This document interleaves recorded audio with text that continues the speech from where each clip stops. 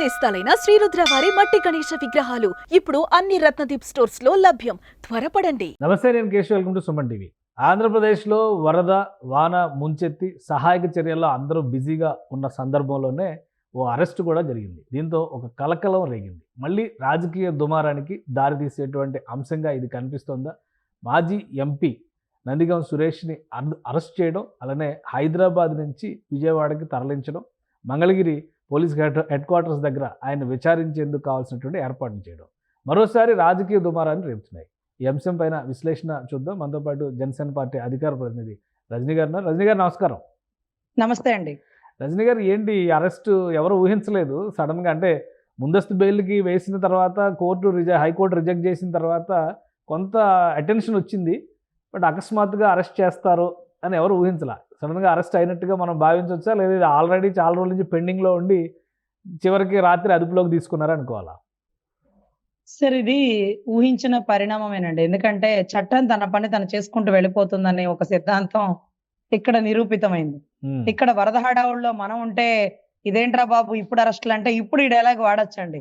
చట్టం తన పని తను చేసుకు వెళ్ళిపోతుంది కేశవ్ గారు, దానికి ఎవరితో సంబంధం లేదు, కాలం దానికి సమాధానం చెప్తుంది అన్నట్టుగా. అంటే మనం ఊహించకపోయినా పాపం నందిగం గారు, జోగ్ గారు, ఆల్ రామకృష్ణారెడ్డి, మా ఊర్లో లేళ అప్పిరెడ్డి, వీళ్ళందరూ ఊహించారండి. ఊహించి ఎవరు అందుబాటులో లేరండి. ఎవరిళ్లలో వాళ్ళు ఉండాల్సిన వాళ్ళు హైదరాబాద్ లో ఉండాల్సి వచ్చింది ఈ వరద పరిస్థితుల్లో కూడా, అంత దూరం ట్రావెల్ చేసి.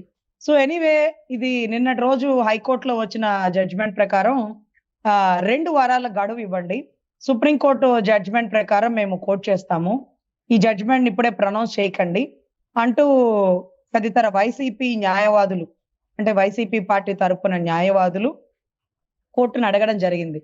సుప్రీంకోర్టు కోర్టు చేసిన జడ్జిమెంట్ ఈ కేసులో వర్తించదు అధ్యక్ష, లేకపోతే మీ లార్డ్ అంటూ మా ఏదైతే అడ్వకేట్లు సంబోధించడం జరిగిందండి. ఎందుకని వర్తించదు అంటే, గతంలో కర్ణాటక, మహారాష్ట్ర కొన్ని కేసు జడ్జిమెంట్ లో ఉన్నటువంటి సైటేషన్స్ ఏం చెప్తున్నాయంటే, ఏదంటే ఇరు పార్టీలు ఒకళ్ళనొకళ్ళు కొట్లాడుకున్నారు, అందుకని ఈ పార్టీ వారు ఆ పార్టీ మీద దాడి చేసిన తర్వాత ఆ పార్టీ వారు ఈ పార్టీ కార్యాలయాన్ని ధ్వంసం చేశారు అని. అది ఇక్కడ వర్తించదండి. అనుకోని ఘటనలాగా ఏదైతే వైసీపీ ప్రభుత్వం ఆధీనంలో అప్పటికప్పుడు జరిగిన ఘటన, అంత పెద్ద పెద్ద ఆయుధాలు తీసుకొచ్చి ఒక పార్టీ కార్యాలయంలో ఇనప గేట్లు, అద్దాలు ధ్వంసం చేస్తుంటే అటెంప్ట్ టు మర్డర్ సెక్షన్, అంటే కనిపించిన వాళ్ళని కూడా చంపేసే ప్రయత్నం చేశారు, వారు పారిపోయి దాక్కున్నారు అనేది ఎవిడెంటరీగా ప్రూవ్ అయినప్పటికీ అటెంప్ట్ టు మర్డర్ సెక్షన్ కట్టలేదు అప్పుడు ఉన్నటువంటి డీజీపీ గౌతమ్ షేవాగ్ గారు. అంటే వాళ్ళకి భావ స్వేచ్ఛ ఉంది. వాళ్ళు వెళ్ళి జోగి రమేష్ గారు అండి, ముఖ్యంగా చంద్రబాబు గారి ఇంటికి వెళ్ళేసి భావ స్వేచ్ఛ ఉంది అని కూడా. 2 కేసులుగా వీటిని చూడాలా? మొత్తం ఒకటే కేసా? ఎందుకంటే ఒక టీడీపీ పార్టీ ఆఫీస్ పైన దాడి చేసింది, ఇంకోటి చంద్రబాబు నాయుడు గారి ఇంటి పైన దాడి చేసింది, అలాగే లోకల్గా మంగళగిరి పార్టీ ఆఫీస్ పైన ఒక దాడి జరిగింది, అది ఇంకా గన్నవరంలో కూడా ఒక పార్టీ ఆఫీస్, చాలా పార్టీ ఆఫీసుల పైన జరిగినాయిలేండి. విజయనగరంలో కూడా జనసేన పార్టీ ఆఫీస్ మీద దాడి జరిగింది. సో ఇక్కడ పర్టికులర్గా ఈ అరెస్ట్ అనేది మంగళగిరి టీడీపీ ఆఫీసు ఏదైతే టీడీపీ హెడ్ క్వార్టర్స్ దానిపైన జరిగిన దాడి కేసుకు సంబంధించిన అరెస్ట్గానే చూడాలా? ఇంకా వేరే 100% టీడీపీ కార్యాలయం మీద ధ్వంసం చేసిన అరెస్ట్ గానే దీన్ని చూడాలండి. ఎందుకంటే ఈ కేసు ఆ కేసు 2 వేరు వేరు. అక్కడ ఏదైతే చంద్రబాబు గారి ఇంటి మీద జోగి రమేష్ గారు మాట్లాడడానికి వెళ్ళి ఇదిగో మీ అయ్యన్న పాత్రుడు ఇలా మాట్లాడాడట అంటూ ఆయనకి ఏదో లెటర్ ఇవ్వడానికి వెళ్ళారట. సో అది సపరేట్ కేసు అండి. ఇక్కడికి వచ్చేటప్పటికి ఇది వచ్చేటప్పటికి ఆల్మోస్ట్ కార్యాలయం ధ్వంసం, అడుగడుగున ఉండే సీసీ ఫుటేజ్ లో పడిన కార్లు, వాళ్ళ కార్ నెంబర్లు, ఎవరెవరు వచ్చి కూడా దాన్ని కెమెరాలో బంధిస్తారండి. ఇది ఒక టెక్నిక్ ఉంది. జగన్ గారికి సంబంధించిన ఏ మర్డర్లు జరిగినా, ఏ అరెస్టులు జరిగినా, ఏ విధ్వంసాలు జరిగినా ఆయనకి అంటే వీడియో కాల్లో చూపించాలి. అంటే సర్వసాధారణంగా పేమెంట్ అడిగేటప్పుడు, సుపారీ తీసుకునేటప్పుడు మీరు ఏం పని చేశారో నేను చూడాలి, ఎలా చేశారో నేను చూడాలి అంటూ కొంత సైకలాజికల్ డిజార్డర్లు ఉంటాయి. ఎందుకంటే ఎందుకు ఈ పదాన్ని వాడాల్సి వస్తుంది? రాజకీయాల్లో ఇప్పుడున్న పరిస్థితుల్లో ఈ రికార్డ్స్ అనేవి, అంటే సీసీ కెమెరాలు ఏవో రికార్డ్ అయినాయంటే ఓకే, కానీ అవతల వాళ్ళు ఆ దృశ్యాలు చూసే వరకు వదిలిపెట్టరు అనేది కరెక్ట్ కాదేమో.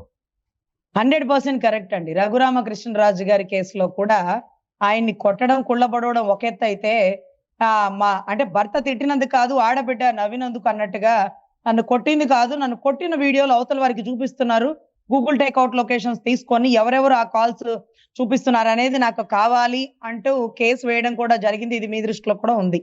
ఇంకొకటి ఏంటంటే వివేకానంద రెడ్డి గారి మర్డర్ కేసులో కూడా చకా పొడిచేసి పకాపకా నడుచుకుంటూ వచ్చేసేయడం జరగలేదండి. అక్కడ వాట్సాప్ యాక్టివేషన్ లో ఉంది. అక్కడ ఉండే వాళ్ళు విజువల్స్ డైరెక్ట్ గా ఎవరికో జగన్నాటక సూత్రధారులు ఎవరెవరికో చూపిస్తున్నారు అనేటటువంటి ఒక ఆధారాలని సిబిఐ బయట పెట్టింది. ఆ ఏరియాలో ఫోన్ ఉంది వాళ్ళతో. ఆ ఫోన్ లో వాట్సాప్ యాక్టివేషన్ ఉంది. అదే రకంగా అవినాష్ గారి ఫోన్ యాక్టివేషన్ ఉంది. అదే రకంగా ఈ టైంలో ఈ ఫోన్ కూడా యాక్టివేషన్ ఉంది అంటూ పట్టుకున్నారు. సో అది కొంచెం మాకు డౌట్ అండి. సో మోర్ ఓవర్ ఇక్కడైతే మాత్రం సీసీ ఫుటేజ్ లో మాకు దొరికిన ఆధారాల ప్రకారం ఒక అతను ఫోన్ లో వీడియో తీస్తున్నాడా లైవ్ లో అతనికి చూపిస్తున్నాడు అనేది అతన్ని పట్టకదేస్తే అన్ని బయటకు వస్తాయి. కాకపోతే అప్పటి మంగళగిరి ఎమ్మెల్యే ఆళ్ల రామకృష్ణారెడ్డి గారి ఆధ్వర్యంలో పనిచేసినటువంటి గౌరవ పోలీస్ వర్గాలు ఎవరైతే ఉన్నారో వారందరూ అప్పుడు జీ హుజూర్ చిత్తం అంటూ పనిచేయడం జరిగింది. సో మోర్ ఓవర్ ఇప్పుడు వాళ్ళందరూ అధికారులు కూడా శిక్ష పడే అవకాశాలు ఎక్కువ ఉంటాయి.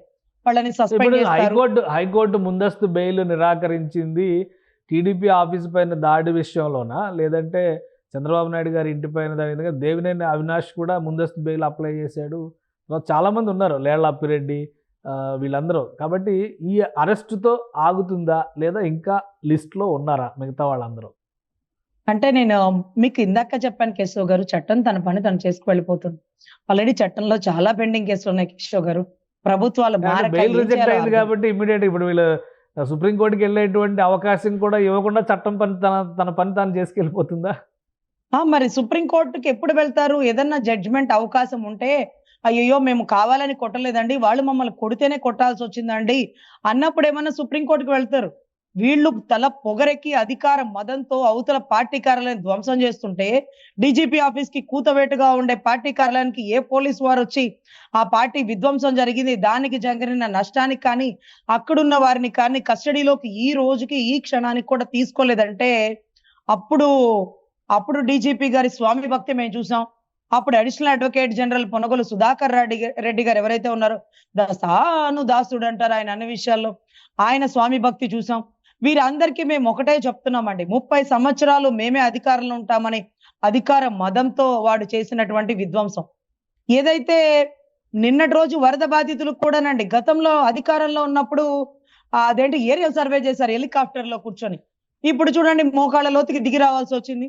ప్రభుత్వంలో ఉన్నప్పుడు చిత్తశుద్ధిగా ఇంకా అంటే 151లో 1 పడిపోయి 11కు మిగిలిపోయారు కేశవ్ గారు. ఇంకా పడిపోతారా అని మీరు అడిగితే ఇక 1గా మిగిలిపోతారేమో జగన్. రాజకీయంగా ఇది ఒక కక్ష సాధింపు చర్య అని వైసీపీ నాయకులు చాలా గట్టిగా విమర్శలు చేస్తున్నారు. సరే కక్ష సాధింపులో భాగంగానే ఇప్పుడు మరిన్ని అరెస్టులు మరి కొంతమందిని అదుపులోకి తీసుకోవడాలు ఉంటాయా? సరే కక్ష సాధింపు అంటే అగ్రిగోల్డ్ భూములు మేము ఆక్రమించమని చెప్పామా?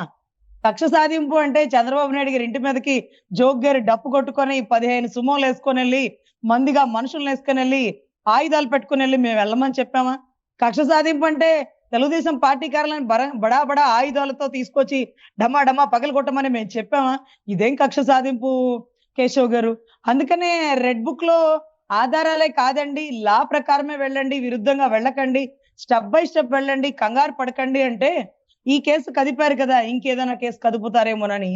ఎవరికి ఎక్కడ దొంగలు అక్కడే గప్ చిప్ సాంబార్ బుడ్డి అని ఒక దొంగ దొరకగానే మిగతా దొంగలందరూ అలర్ట్ గా ఉంటారు చూడండి, ప్లేసులు మారిపోతారు చూడండి. ఆ ఆటే గుర్తొచ్చిందండి. ఇప్పుడే నందిగాం సురేష్ గారు అరెస్టు అని కంగారు పడుతుంటే జోగ్ గారు కనపడలేదట, మిస్సింగ్ కంప్లైంట్ లాగా. అదే రకంగా అప్పిరెడ్డి గారు అందుబాటులో లేరట. ఇవన్నీ కూడా ఎన్నో విషయాలు వెలుగులోకి వస్తున్నాయండి. అమ్మో ఒకళ్ళం పట్టుకున్నారు, ఇంకా మనం జాగ్రత్తగా ఉండాలి అని. ఇక ఎవరెవరు బయటకు వస్తారు అంటే ఆడుదాం ఆంధ్ర అని మా రోజక్క రూపాయి విరాళం కూడా ఇవ్వకుండా భారీ స్టేట్మెంట్లు ఇచ్చేస్తున్న రోజక్క ఆస్తుల మీద ఏసీపీ దాడులు జరగబోతాయట. ఎందుకంటే రోజక్కకి జబర్దస్తులు వచ్చే పేమెంట్ చాలా తక్కువ అండి పాపం. అదే రకంగా జీతం కూడా చాలా తక్కువే. ఎమ్మెల్యేలకి ఎంత వస్తుంది? 10 లక్షలు 20 లక్షలు 50 లక్షలు ఏం రావు కదా. కానీ ఆవిడ ఇల్లు ఎంత కట్టింది, సెలవుమణి గారు ఆదాయం ఎక్కడి నుంచి వచ్చింది, కొడుక్కి ఆడి కార్లు ఎలా కొనిచ్చింది, కూతుర్ని ఎక్కడెక్కడ చదివిస్తుంది, దానికి సంబంధించిన ఆస్తులు ఇవన్నీ కూడా వెలికి తీసేది ఉందండి. వరుసగా పరంపర ఉంది, కేసుల పరంపర ఉంది. అయితే పరంపర ఉన్న కేశవ్ గారు ఆధారాలతో కూడిన ఆ ఆరోపణలే కాదండి, ఆధారాలను మీరు ఆధారాలతో కూడి. రెడ్ బుక్ రాజ్యాంగం అని వాళ్ళు అంటున్నారు. మరి దాన్ని ఎలా చెప్తారు మీరు? సార్ రెడ్ బుక్ లో ఏముందో, ఎందుకని దొంగలు మాత్రమే భయపడుతున్నారో అర్థం కావట్లేదు సార్. రెడ్ బుక్ అమలులో ఉన్నప్పటికీ ఎంతో మంది డిఎస్పీలు చక్కగా ధైర్యంగా పని చేసుకుంటున్నారు. ఎస్ఐలు, సిఐలు, కానిస్టేబుల్ పని చేసుకున్నారు. తప్పు చేసుకున్న వాళ్ళు కొలువులో ఉన్న ఎలుకల్లాగా సార్ మా బెయిల్ కూడా మీరు కొంచెం వేయరా, మాకు కూడా బెయిల్ వేయరా అని అడుగుతున్నారు. కానీ ఓకే. మీరు గమనిస్తే ఇప్పుడు బెయిల్ వేసుకున్న వారికి 4, 5 అయితే అరెస్ట్ అయిపోయేది ఒక 50 మంది అండి.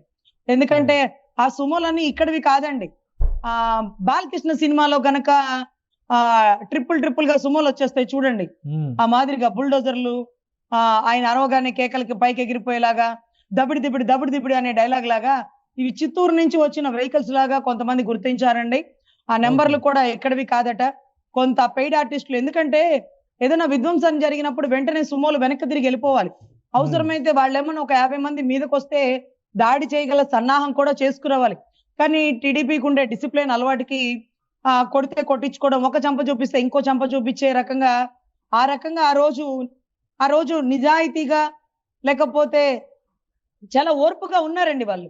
ఎందుకంటే మాటలతో కాదు, లీగల్ గా వెళ్ళాలి, చేస్తే చేశారు ఇప్పుడు అసలు విధ్వంసం. లీగల్ ప్రొసీజర్ ఏముంటది? ఇప్పుడు నందిగం సురేష్ గారిని అదుపులోకి తీసుకున్నారు. ఏముంటది ప్రొసీజర్ ఏముంటది? లేదా ఈయనతో పాటు మిగతా వాళ్ళని కూడా అరెస్ట్ చేసేదానికి అవకాశం ఉంటుందా? ముందు ఈయన్ని మ్యాజిస్ట్రేట్ ముందర ప్రొడ్యూస్ చేసినాక ఆ తర్వాత ప్రొసీజర్ స్టార్ట్ అవుతుందా? ఏం జరుగుతుంది? సార్ గతంలో ఎందుకు అరెస్ట్ అవ్వలేదంటే విధ్వంసం సెక్షన్సే కట్టారు, కానీ 307 అటెంప్ట్ టు సెక్షన్ కట్టలేదండి. Attempt to murder section. ఇప్పుడు ఇన్వెస్టిగేషన్ లో ఆ సెక్షన్ ఇన్క్లూడ్ అయిందండి. అందుకని అరెస్ట్ల పరంపర బిగిన్ అయిపోయిందండి. అదే రకంగా ఆ, జోగి రమేష్ గారిదిగైనా ఇంకొకటైనా. సో ఇక్కడ మోరోవర్ ఇది ఇక్కడతో ఆగదు, ఇది అంటే ఇది ఆది కాదు, అంతం కాదు అనే రకంగా ఇప్పుడే స్టార్ట్ అయింది, ఇది ఎండ్ ఏం కాదు. అదే రకంగా ఇప్పుడే మొదలైంది, అప్పుడే అయిపోయింది అనుకోకు అంటూ మా పవన్ కళ్యాణ్ గారి డైలాగ్ ఒకటి ఉంటుందండి. ఉమ్. సో అదే రకంగా ఆధారాలతో కూడిన లా అండ్ ఆర్డర్ ప్రకారమే కేసులు నమోదవుతాయి. గతంలో జరిగిన విధ్వంసాలని మేము చేయమని చెప్పలేదు, వాళ్ళే అధికార మదంతో చేశారు కాబట్టి దుష్ట Right. శిక్షణ, శిష్ట రక్షణ అనేది ఇంప్లిమెంట్ అవుతుందండి. రైట్. థ్యాంక్ యూ రజనీ గారు, మీ అభిప్రాయాలు తెలియజేసినందుకు. ఇది ఆంధ్రప్రదేశ్లో ఎవరైతే గత ప్రభుత్వ హయాంలో అధికారంలో ఉన్నామని విర్రవీగారో వాళ్ళు చేసిన తప్పులకి ప్రాయశ్చిత్తం తప్పదని రజనీ గారు చెప్తున్నారు. అరెస్టుల పరంపర ఇంకా ముందుకు కొనసాగేటువంటి అవకాశాలు అయితే స్పష్టంగా కనిపిస్తున్నాయి. ముందస్తు బెయిల్ నిరాకరించినటువంటి నేపథ్యంలో మరికొన్ని అరెస్టులు గతంలో టీడీపీ ఆఫీస్ పైన, అలానే చంద్రబాబు నాయుడు గారి ఇంటి పైన జరిగినటువంటి దాడి, మరికొన్ని ఘటనల్ని దృష్టిలో ఉంచుకొని ఈ అరెస్టులు చేయడానికి చట్టం తన పని తాను చేసుకుపోతుందని రజనీ గారు విశ్లేషిస్తున్నారు. ఇది special discussion. Keep watching. Suman టీవీలో మీ పర్సనల్ అండ్ బిజినెస్ ప్రమోషన్స్ కోసం కింది నెంబర్కి కాంటాక్ట్ చేయండి.